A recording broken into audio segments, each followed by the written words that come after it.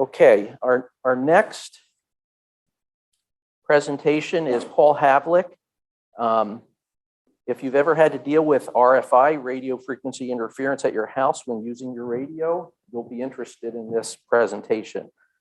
But how do you find the source and solve the problem? Paul has firsthand knowledge of finding and solving RFI problems, and he's going to talk about some of his recent and past experiences. Paul's been a ham since 1977. He's been active in WCARES for quite a while. He's going to be speaking on the topic of RFI and the impact on your ham radio operation. Please welcome Paul. I appreciate everybody's time today and the invitation to come talk about RFI. You know, when you talk about the impact on ham radio, every one of us has a different experience in what is RFI.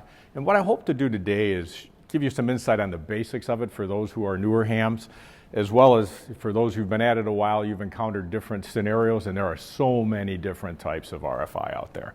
So one of the hopes I have to do today is give you a little background, talk about RFI basics, just so we're all on the same page. And I'm going to go through a lot of examples because nothing's better than real life experiences that you may have had and I've had on RFI. And I want to also teach you a little bit about how to go find it. I brought a lot of props today to show you how I go about doing it, and then we'll go into the usual questions at the end. But RFI is really something every one of you will eventually deal with somewhere in your hobby, whether on VHF, driving around town, on UHF, or on HF where it's more prevalent. I've been dealing with it as a ham since I started back 45 years ago. And literally in the first couple months as a ham operator, I had an experience I'll share with you. So as our hobby has evolved over the decades that I've been involved, so has RFI tracing, finding, and new sources of RFI. It's very different than it was a number of years ago. I'm not an engineer, but I'll highlight some practical considerations for you and give you an idea what to do when you encounter RFI based on some of my past experiences. RFI is really part of EMI, or electromagnetic interference. It's a sort of a subset. As you can see here, it's really part of the electromagnetic spectrum. And for those of you, when you did your license studies, they cover that. You know, it's very broad what the spectrum is. But you really have just a couple of categories to think about here. Electrostatic discharge, which is DC, and you get that also with lightning. You know, you'll hear that on your radios. You have EMF, which is near power lines, electromagnetic frequency interference, and that kind of stuff you hear when you go underneath power lines if you run HF mobile or have them at home. And then extremely low frequency magnetic fields, ELF, those are out there too. But in our world of ham radio, there's really three types of, I'm going to put quotes around this, interference. Number one, noise. It's generated by electronic devices. These are things like anything you have in your house, wall warts, whatever. They all make noise. You have overload. Fundamental overload is also another term they use, where the radio signals cause interference to the consumer equipment. So that's where you get into something else, basically, another piece of equipment. Or you have spurious emissions, where radio signals that are weak inadvertently get into equipment, and those are called harmonics, and you may have remembered that from your license studies. Harmonics are, you know, second and third, they're fundamentals of your operating frequency.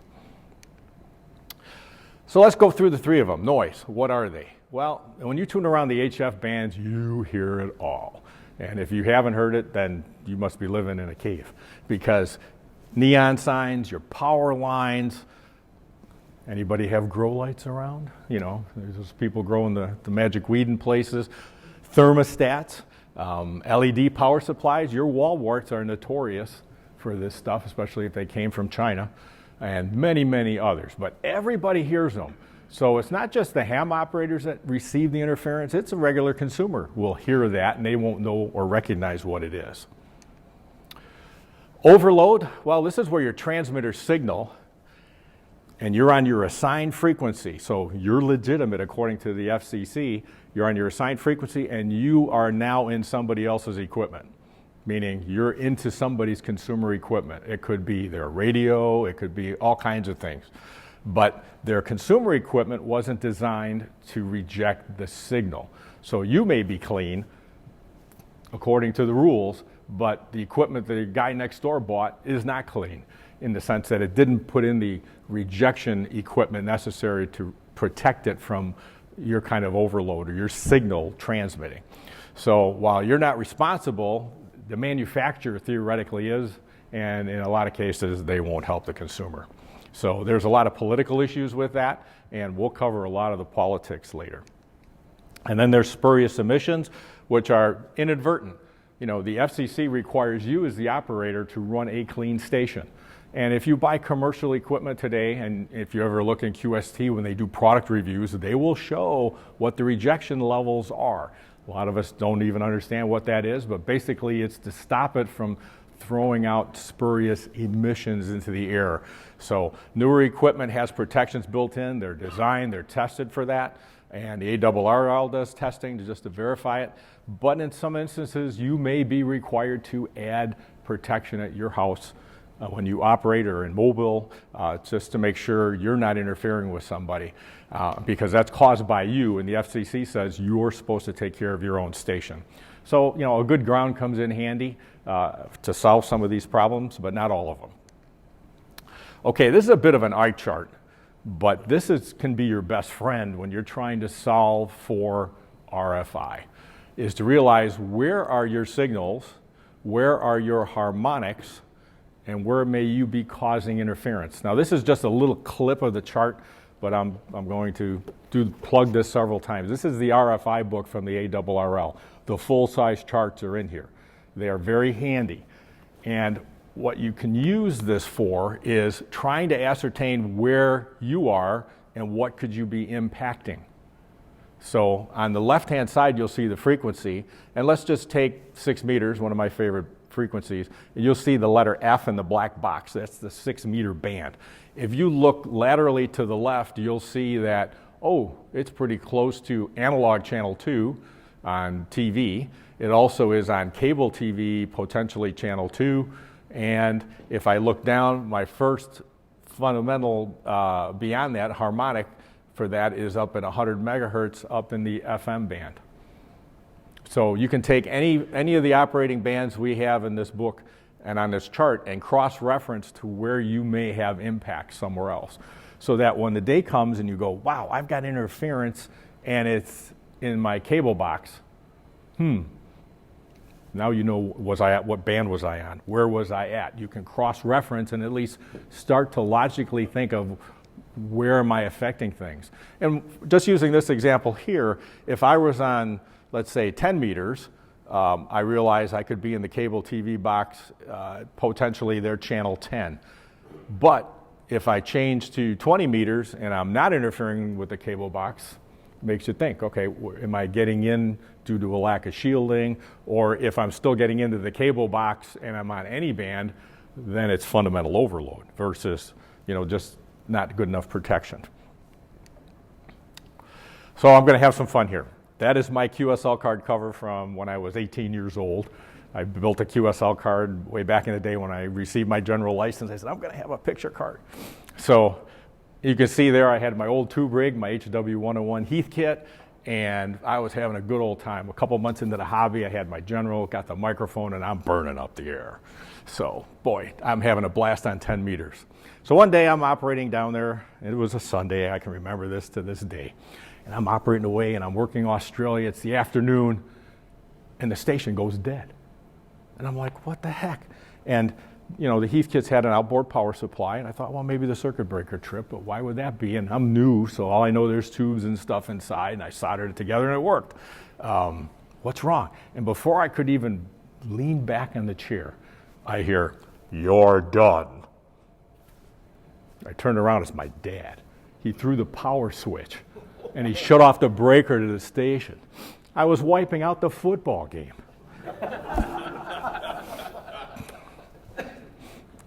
Okay, I guess I was done. So what do? Well, I called some ham friends in the local club and said, I had this problem with my dad operating, and I got all kinds of comments, and some of them were pretty basic. Well, first of all, get a high-pass filter on the TV. And as you can see, my dad's antenna was below my beam. So I was getting into things, and I didn't realize at the time, because living in town, I was in the near-end suburbs of Chicago where I grew up. The houses were about 10 feet apart. I mean, you're close to your neighbors, and so the only place to put antennas was in the tree and then on the roof. So, you don't realize when you're in New Ham how your signal strength gets into things. So I put in a high-pass filter to TV. I also put a low-pass filter on the radio. Need one of these. This should be standard operating procedure for every ham. If you're operating your new rig and you don't have a low-pass filter, shame on you, because you could be causing interference somewhere to somebody. And so that helps protect your signal going out. And of course, I changed my operating hours to not be on during football games when my dad was up there in his comfortable chair. So there you go. Another one, I learned this early on. My dad loved his stereo. He had built a Heathkit stereo, and he's very proud of it. And he had his big Wharfdale speakers. And he decided when they replaced the carpeting in the living room to put the speaker wire on the floor under the carpet to come up by his stereo cabinet. Little did I know that when I'm on 10 meters, I was getting into his stereo speakers too. And it wasn't even on. Okay, not powered, now what? Well, come to find out that the speaker wire run was a perfect dipole for 10 meters. So here I'm loving 10 meters, the band's open, the cycle's on the way up, and I can't operate. So the solution was something so simple, a 0.01 microfarad capacitor across the speaker leads helped impact it. Then I learned that I also could get in on 15 meters, and I had to get a little more serious, and so I needed a choke on it further and put a toroid around the line, and life was good. So basic blocking and tackling, but as a new ham, you don't know these things and where to go and what to do, and all I know is I was ticking off my dad more and more as I operated. And then the neighbors, oh my gosh, this was fun. So I had a 5BTV Hustler antenna out in the backyard, my little vertical, stuck in the ground in my mom's garden. That's where he allowed it. And the backyard was not very big, 75 feet by maybe 40. And that antenna, my dad said, it's got to be over there at that end of the yard. Well, okay, that's past where most of the house was, and it was only 20 feet from the neighbor's house. I didn't know. I pounded in the pipe, put the antenna up. I'm on the air. Life's good. No, it wasn't. They had an old TV with rabbit ear antennas in the guest bedroom, or in this third bedroom, which was literally 20 feet from my antenna. Well, I got a little report from the neighbor that I was causing interference. It's like, just done dealing with Dad. Now I've got the neighbor lady. Luckily, she was very nice. I used to mow her lawn, and she was really sweet. But I said, well, I know about the high-pass filter, so I bought him one of these, and he installed it. Her son-in-law installed it on the television, but it didn't quite knock it out. So he instead said, you know what, I'll fix this. We had basements, so he could run the cable down, and he actually put a cable down to a master antenna at the far end of their house, because the houses were long and the antenna was farther away. And lo and behold, that fixed the problem. But luckily, nice neighbor, and they were willing to address it. But we'll cover more on diplomacy, because it gets a little dicier sometimes. Here's one from in town here. My friend Bruce Kreider, W4LWW, lives on the east side of town. And he had a problem where he called me and said, you know what, I'm getting this terrible noise. And he had done some homework. He had been monitoring on the air. And Bruce and I, he was one of the first people I met when I moved down here years ago. And he knew I had a little bit of experience with RFI. So he did some homework before he called me, but basically it was wiping out 40 meters across the spectrum. Just huge. And we all met up on a net, and it was terrible. And he captured this visual. And I'll change to a close-up here. So basically the peak on 40 meters was just outside the ham band at 7.345 megahertz. But it wiped out everything. 20 over. He could not operate. And it was intermittent. It would come and it would go. Now, he's got a 75-foot tower, 3-element beam up top, and a lot of antennas out in the yard, and he's a great guy, but he says, this just put the kibosh on operating. So we went to try to do some tracking. So one of the tricks is trying to find it. So he was able to monitor it on other bands and get some direction as to where is it coming from. So with his beam, it was to the north. That was the good news. We know it was somewhere that way. But he tried using a portable AM radio driving around on 96, Route 96, and he couldn't nail it. But he says it's somewhere up there. So he called me, and I brought my little MFJ unit. These are, you see these from MFJ. They're little receivers for RFI.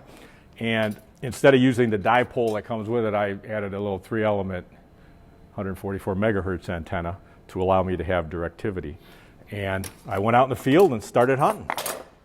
And lo and behold, we had a little success. So if you take it graphically, he's at near the corner of Arno Road, Murfreesboro Road, and it was that way based on his beam heading. So at least we knew where to go. So we stopped in that neighborhood. There was a neighborhood on the opposite side of the road. I got out of the car, and I looked like the weirdest geek on 96 going down here walking along, you know, with the antenna. But at the end of the day, that's how you got to do it. And we found several poles, and I go through one by one, and sure enough, one of them, as I pointed up, was just screaming. The RFI was being generated. We knew the pole. So I went back and once again said, is it down here? Is it down there? Is it that way? Nope, it's that pole. So we wrote down the pole number. Every pole's got an ID. Write down the number, the date, the time, and I gave the methodology to Bruce, so when he called, they understood that we weren't just some jokers going, hey, there's an interference problem. No, this is real. It's on these frequencies at this time, blah, blah, blah. He contacted Middle Tennessee Electric, and lo and behold, it was them. It was that capacitor bank up on the pole. They use that for power factor correction, and they can turn it on and off with this antenna farther down the pole. It's hard to see, but I did a close-up of it. So the unit was radiating every time it was powered up to boost the power factor. And it could be any time of day. It's whenever they decided to flip the switch. So they came out, they replaced the unit, and bingo, his noise went away. It took 5 months, but it's gone. So these are traceable problems. Some of them can be utility generated. Some of them can be self-inflicted, as I've shown you so far. But wait, there's more.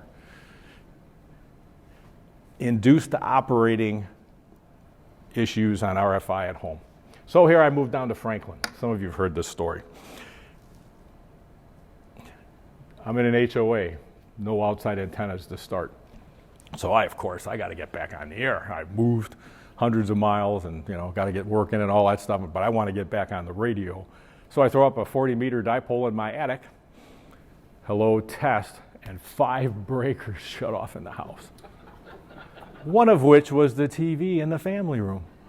Well, I can tell you management was not happy. And they were eating breakers, so I'm going to blame the competition because I worked at Square D. And I read about that stuff online, so I had to start doing research because it's like I cannot not operate. I'm sorry, ham radio is my #1 hobby. So, wow, what do I do? Well, after talking to some folks at my company, I was blessed that I could call my Cedar Rapids engineers in Iowa and say, hey, how do our breakers work on this new AFCI technology? And I found out that we're not on the same frequencies as Eaton. And they were not anywhere in any of our ham operating frequencies or early fundamentals. So the good news was, I got to get these replaced. Well, it took a few months, but I was able to swap out the load center, which is not cheap, and replace it with Square D breakers, and I didn't have any problems anymore. So now I could operate at least with my attic antennas. But if you've ever had a breaker trip from you transmitting, high probability with these new intelligent breakers, they call them dual function, that it could be, brand X. Anybody ever set off a smoke alarm transmitting? I have, and I know some others who have. So I had 2-meter beams in the attic. Some of you, in my earlier presentations, I showed you my little antenna farm where I could get on 2-meter FM and sideband and point the antennas in my big attic. Well, when I operated at 25 watts, life was good. When I decided I was going to put on the amplifier to work a little sideband, oh no, party over. All 5 smoke alarms went off simultaneously when I transmitted. kick the amplifier on, the whole house is screaming. Well, you can imagine, hey, what are you doing up there? Well, they quit screaming when I quit transmitting. They cycled down. So I had to do some hunting, and I found out that small chokes on the power feed line helped resolve that problem, but it didn't eliminate it. It mitigated it. So mitigation means I got some improvement, not all. So the bottom line was no 100 watts, but I could do 50. I go to 65 watts, they start screaming. So, okay, I don't need that. Also, if you have battery-powered ones, there's a solution for my friend Rich up in Illinois. He has smoke alarms that are just battery-powered, not tied into the AC line. And what he did was he wrapped foil around them, but don't block the smoke sensor. And that solved his problem for them tripping. So smoke alarms can go off with your RF from HF just as easily as everything else and VHF. Anybody ever wipe out a thermostat memory? I had so much fun moving to Franklin. This house was like a disaster. So we had dual thermostats, one on the main floor, one for the upstairs. So you had, 2 units outside, and okay. Well, I go to set the thing, and I think it's fine. And then, why is the HVAC not running? It's cold upstairs. Come to find out, it wiped out all the memories every time I transmitted on HF. So it didn't know what to do. So, okay, what do? Well, there's not a lot of wire to play with on those leads. So I couldn't do much with the chokes, and that didn't have any effect. But I did some attic walking, since I've been up in the attic a lot anyways, putting up antennas. I knew where all the beams were, and I waltzed around trying to find that wire. And I found the wire, and then I used the magic toroids, work gangbusters, and I was able to solve that problem with a combination of bead ferrites and the large wrap toroid. So I don't have my memories going away anymore, and I keep wondering about life. But you can also have TV and stereo interference at home too. I think a lot of you have maybe gotten this, as I joke with my dad's little stereo system. The good news is that a lot of folks are streaming and on cable TV these days, but there are still folks who have over-the-air antennas. I'm one of them. I like over-the-air too. And you have less chance for issues because years ago we switched from analog to digital. Everybody remembered the switch. You had to get the little box and the interface and all that. Well, when they went digital, it all shifted everything up in frequency. So the nice news is it's up in UHF. The bad news is you can still interfere with things on external antennas. You could have interference on the AC line. You can have it on, from RF sources like antenna amplifiers. I have antenna preamps, so it can get in there if you transmit and you're close enough and overload. You also have distribution amps inside your house. That could be a source, as well as your standard FM antennas for your stereo. Those little dipoles are pretty cute, but boy, they can receive just as good your signal as what they're supposed to be receiving. Oh, neighbors. Anybody have any neighbor problems? No. Nobody's ever complained to you about your antennas. But neighbor problems can be one of your toughest issues, and this is where you've got to put on your diplomacy hat. And it's usually their equipment that's the problem. It's not you. It's usually them, but they don't want to hear that. They don't want to hear from you. You're the problem. So you need to have good public relations when you're working RFI problems that involve neighbors. And I've discovered living in some residences over the years, some are easy, some are difficult, but diplomacy is hard. We joke about the United Nations and how long it takes to get things done, but when you have to have discussions with your neighbor over your operating and their interference, it becomes very challenging. And some of them are like, well, until I saw your antenna, I didn't have any problems. Now what? So your goal is to try to resolve the issue, whether it's real or not. And I'll give you some tips there too. So first, stay patient, be polite. Critical, you got to keep your cool. So one of the magic things I have found that mutes the neighbor's aggravation is try to get information, get them to participate with you, have a discussion. When did it start? Not when you saw my wire. When did it start? What time of day? Can you give me a specific time? And I pray you log. Now, the FCC a number of years ago didn't require logging anymore in HF, but I made it a standard practice. I always log, whether it's digitally or on paper. Log, log, log, because if you're having a problem, that can be your salvation. If you weren't on the air at the time, it could be something else. I'll give you an example here in a minute on it, but once again, you described you are an FCC government licensed station. You are legitimately able to do what you do. But, it's probably their equipment lacking filtering. But you don't know. So don't offer to go into their house. Don't offer to go fix anything. Get information first. This is a fact-finding mission. If you go in their house and touch something, you're liable. Don't do it. Try to assess the problem. You're trying to get a win-win scenario here. So part of it is, if they can tell you the time of day, when did it start happening. If they can't be specific, challenge them politely to write it down. When you spot it, just put it on a notepad. And then we'll get back together a couple days and let me know what you see. And what's the type of interference? This is where it gets good. Is it audio only? Is it video only? Is it both? What device? TV, stereo, portable radio, computer speakers? Where's the problem? Don't just say, when you hear, oh, you've been causing interference, you got to get specific. Without specifics, you can't chase it. And gather all the facts you can. Advise them, here's your out. Advise them, well, let me go check my operating logs, and we'll get back together here in a couple of days, and let me try to assess what I see. But, guide them. There's many sources of interference other than me.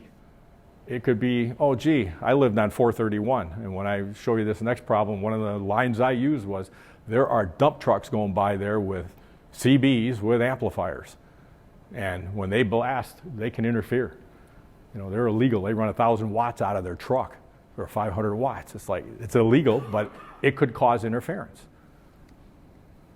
Whoops, let's go back one. And then check to see if you were operating at those times. This is pretty simple blocking and tackling. Try going dark on the antenna you're using. I know that's hard. Go dark for a few days. Then check back with them. Did the interference come back? If it did, you weren't operating at something else. Hey, that's great. But if it isn't, then you've got at least a hunch. And then, once again, get a hold of resources to help you figure out what's the cause and try to fix it.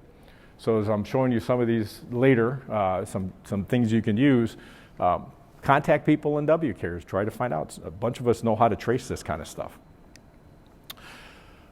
So if I didn't have enough fun in Franklin, I finally got through the HOA the permission to put up my verticals. No tower. And if I put up my fence, which I promised to do, they'd let me put up the verticals. So I put up my 5B TV, and there goes my 40-meter quarter wave right there on the left. Guess what? It was only about 80 feet from my neighbor's house. So about 2 weeks after that antenna goes up, I'm out mowing the grass. Hi, neighbor. Get a little interference.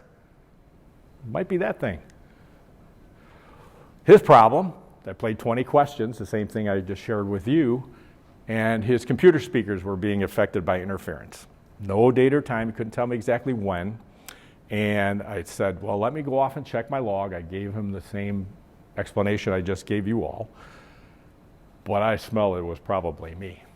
And because that vertical and the proximity to his house, and I was running QRO jack, if you're listening, high probability it was me.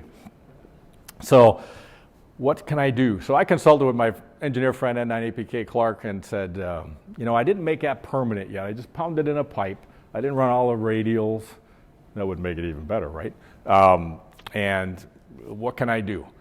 And he said, well, use this inverse square law. And I'm like, I took a lot of physics in college. You'll have to bone me up. What's the inverse square law?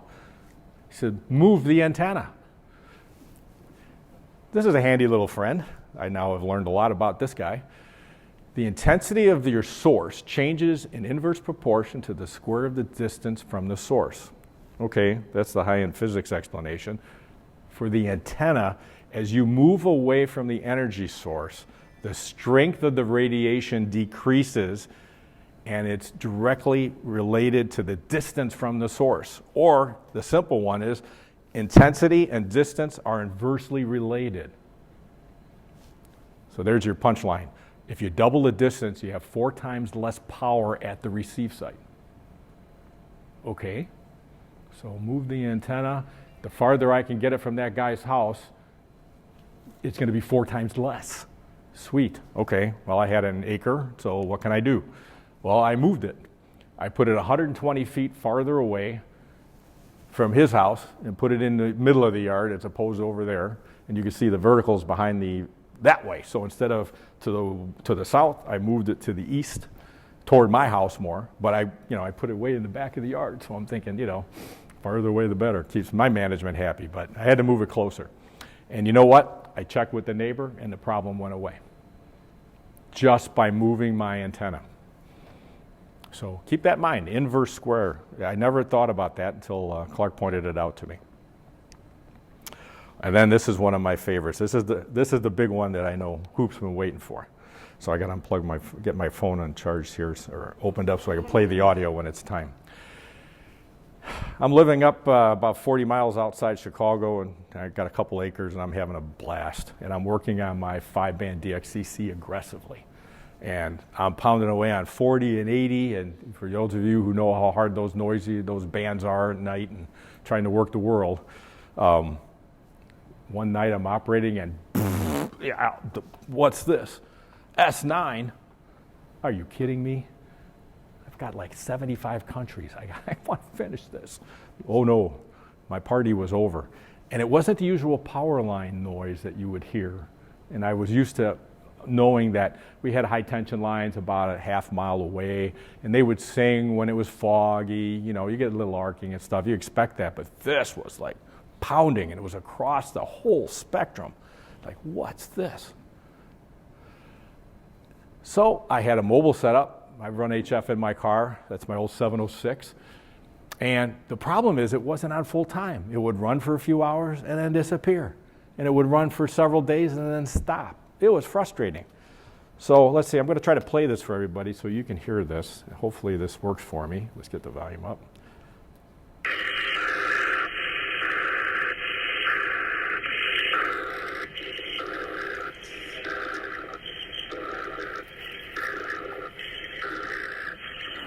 Has some consistency to it, but it still didn't make it any better.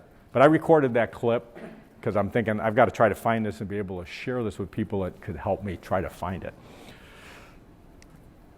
So I started hunting.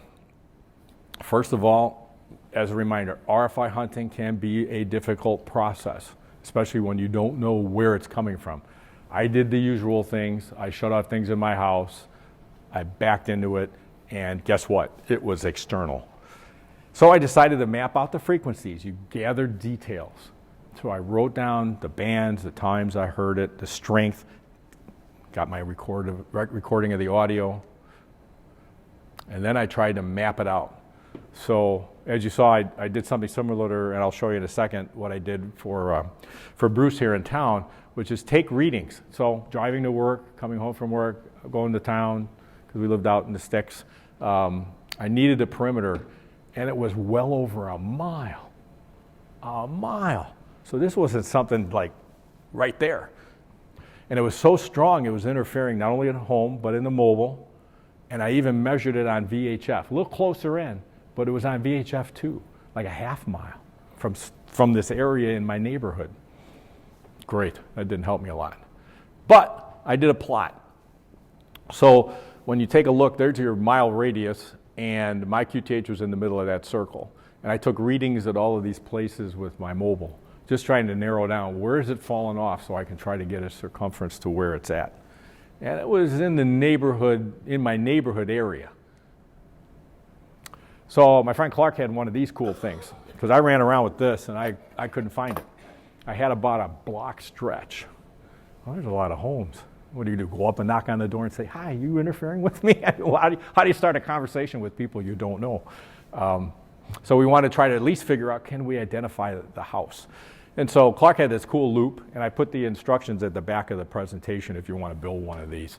And he came over and loaned that to me, and we went hunting. So we did walking. My house was up at the top of that picture, and walking the neighborhoods around, we isolated it to that about quarter-mile stretch of houses. And those are, the green dots are where the houses, or green triangles are where the houses are. So those were my target properties that I thought might be it.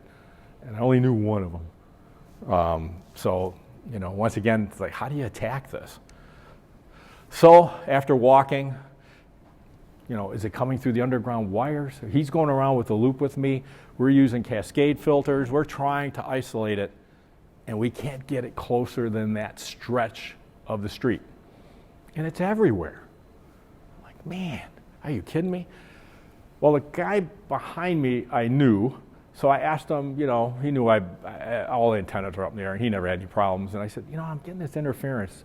Can I possibly check your house? So he let me in, and I'm getting noise in his basement.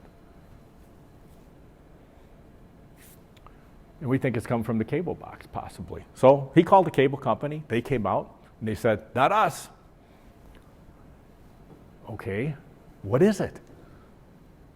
Well, you know, meanwhile, the clock's running, and I'm not getting anywhere. So 6 months I've been living with this on and off thing, and I'm getting frustrated. And Clark says, you know, why don't you write the Federal Communication Commission? Okay, that's a scary thought. What do I need to do? Will they care? I'm just a guy out here in far rural Northeast Illinois, sure. And I just have this thought, you know, will I get lost in the FCC system? But I went to the website, and sure enough, there was a place you could log a complaint. So I called Big Brother. Anybody remember that record from Rare Earth? Hey, Big Brother. I went into extreme detail. And I gave them all my measurements. I sent them the audio clip. I gave them frequency disruption. And we had a small airport that you couldn't see on that satellite photograph to the northeast of there. And I was copying that on the 128, 135 megahertz range, nice and loud. And I said, it could be affecting aircraft trying to fly in, you know, for control. So I detail all my months of work, but I can't find it. I know the stretch. I don't know what to do. I'm frustrated. So I hit send, and off she went, and I hope to hear.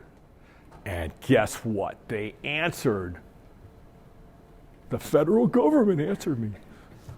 June 3rd, I remember this to the date, I got the phone call from the engineer in charge of the Chicago field office, Jim Roop. I'm like shaking at home on my phone. And his comment was, we shouldn't have interference to licensed services. Sweet. They care. They really do. They sent out a sniffing ban. You know, you hear about these, you know, everybody's been to Dayton, you see the guys with all the antennas on their cars and stuff. Well, the FCC has those too. And they drove out to our area and they went sniffing. And he said, we located a residence and we'll advise further because we couldn't get anybody. No one was home when we visited. But I can tell you it's not Comcast, it's not the electric utility, it's not Commonwealth Edison. Okay, that's the good news. So they're working on it. Meanwhile, the noise continues. So they went and had a follow-up visit with the homeowner, and they contacted him. The FCC agent went into the house with his fancy badge and his sniffer equipment, and he said, you know what? It's strongest at the load center, and in the branch labeled new addition. And it's detected everywhere in that addition with what they had. Okay. So then they called me and said, we'd like you to go solve it. You're telling me I'm supposed to go over to this guy's house and tell him to do what, where, when? He was polite. Jim called me. He said, yeah, I don't have enough resources to go in there and get the individual situation figured out. You are a licensed service on our behalf. Do you remember signing anything when you got your license? Guess what? You did. You are a licensed FCC station. And if they ask you to go help them, you better. So I got the hot potato. Now what? Oh, man, you know, I'm panic. I don't know this guy from Adam. I drove by his house on the way home. I know that. Now that I knew which house it was, you know, he gave me all the contact information for this homeowner. I called him and said, you know, put on my best PR hat, and said, I'm a representative of the Federal Communications Commission, and they asked me to follow up with you to help locate some interference that might be emanating from your house. So I set up an appointment on a weekend, on a Saturday afternoon in August of 2011, hoping to solve this thing. All I know is that, time for an ulcer. I said, what did I bring? So I started thinking this through. There's got to be a way to trace this down. So I had a TS-140S at the time. I had a battery pack, brought along my mag mount antenna, because I'm going to be close to the source, so it'll scream on whatever I bring. It doesn't matter, I'll hear it. And I had a circuit analyzer with me, VOM, just in case. I have a tube caddy, from years ago. I fill that full of stuff. And all kinds of tools just in case. So I went and knocked on his door. Meet the neighbors. I introduced myself. I didn't wear lousy clothes, that's for sure. I appreciated his time to solve this for the FCC, is what I said. I thanked him. And he complained right out of the gate that how did the FCC get a hold of his wife's unlisted number? Really? Hey, big brother, they're the ones that hand out the phone numbers to the phone companies. I didn't bite. I just said, oh, I'm sorry. I don't know how they do it. It's the government. Come on. So, into the realm. The homeowner explained what he had done since the FCC visit. He said, I replaced that breaker. Why would a breaker radiate? I'm sorry, I'm from Square D. I'm like, that didn't make any sense to me.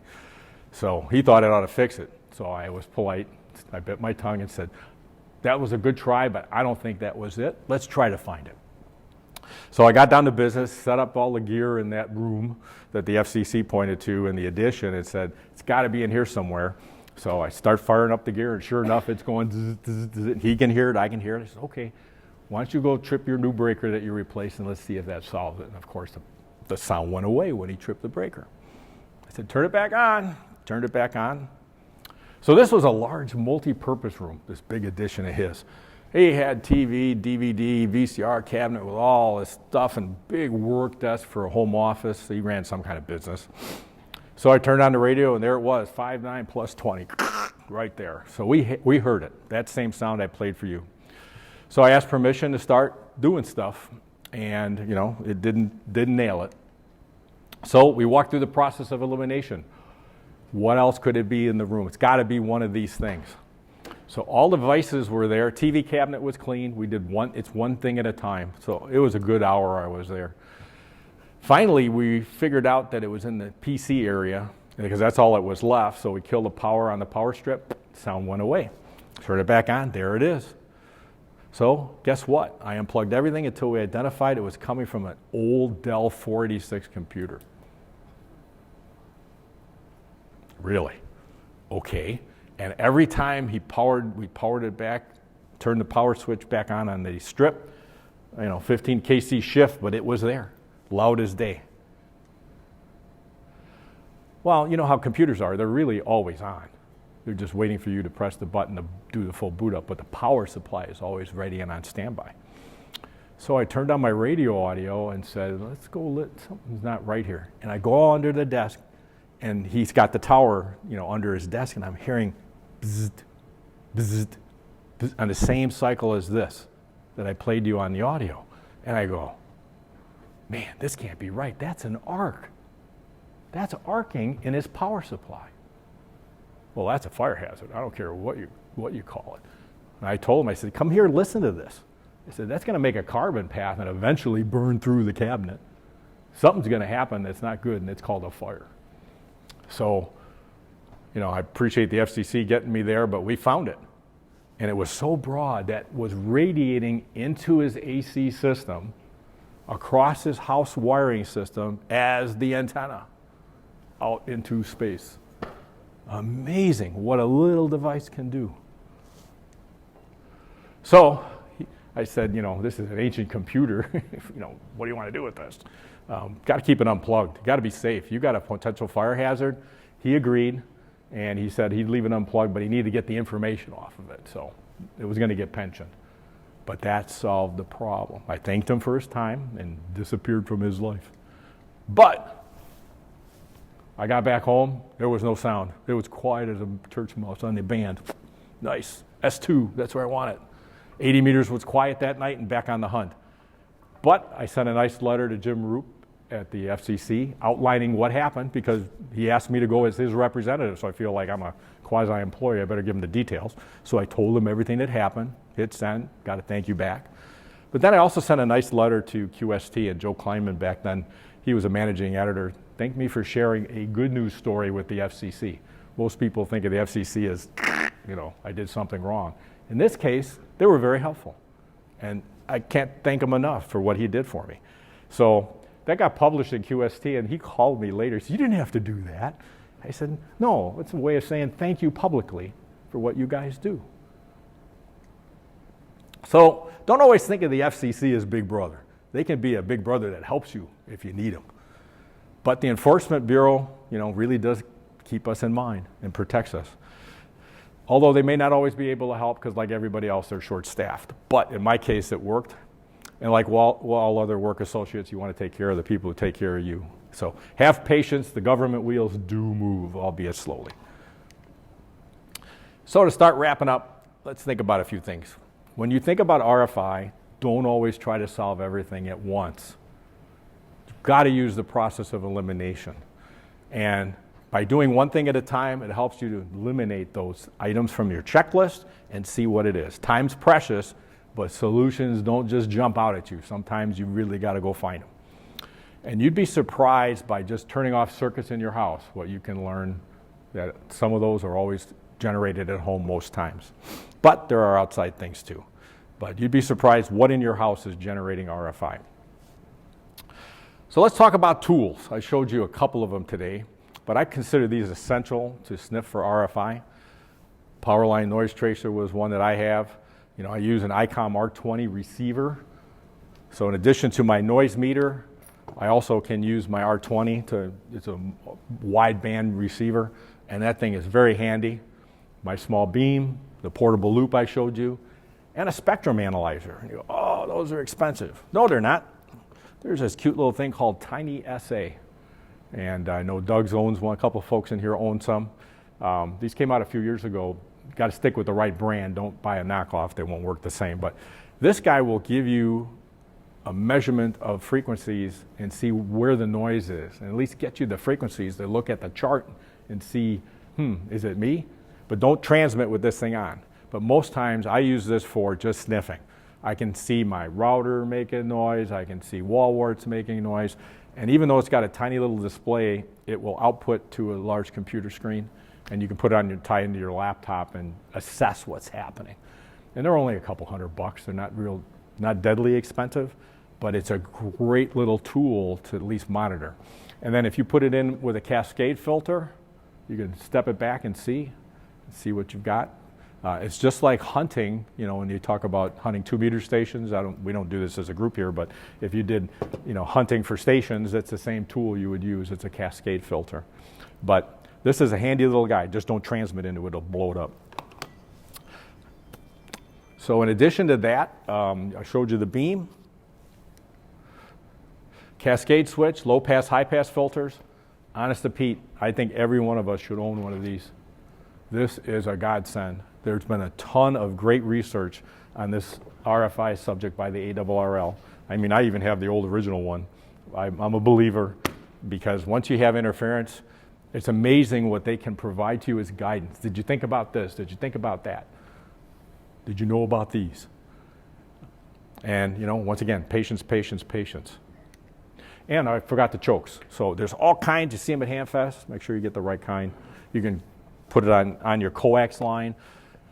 You can use filters on your coax that DX Engineering sells. I do that on every one of my verticals to make sure the coax doesn't radiate. There's steps you can take.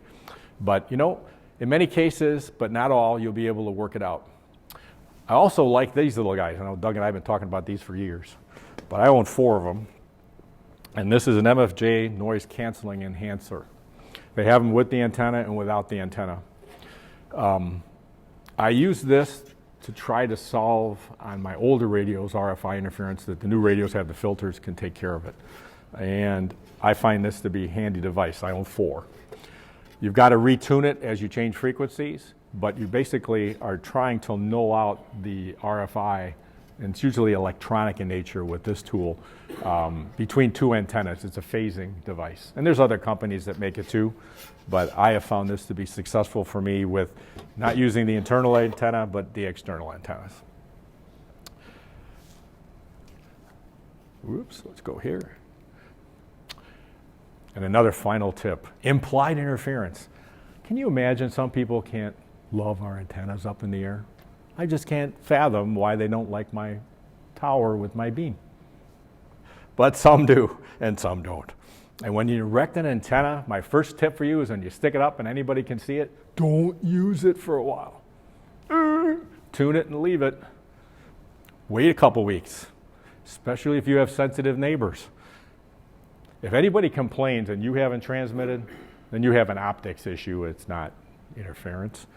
But I've practiced this for years. You know, you mount a new roof antenna, they can see it from the street. And, you know, are there CB operators nearby? You know, can you do any of this? It's not always you. But when you encounter interference that you're causing to others, you gotta be understanding. You have to appreciate their concerns. Be patient. Don't go to their home and add filters. You can guide them to buy filters, but don't you do it. And, you know, double check. Are you overdriving your amplifier, overmodulating? Just be careful. Make sure you're running cleanly. And look for the interference with your ham friends here. Remember this. Don't be discouraged because it takes time. You've seen some of these examples, 6 months or longer. It can take a while to hunt these down, but don't get discouraged. And there's a chance you can resolve it some way, shape, or form, whether yourself, phase it out, or another way. But remember, when you're dealing with your neighbors and the public, you represent amateur radio. And we're a good hobby. We're a pretty clean operation. And put your best face on, even though they're not happy with you. It's hard, but this is one of those suck it up for the team and try to figure it out. And then in the back of the presentation is the loop. Okay, a couple of resources. The RFI book. I thank Clark and Rich for helping me with this stuff over the years as I've had problems. They're engineers. And Bruce and Google Earth and Yahoo Graphics. Any questions? Thank you for your attention.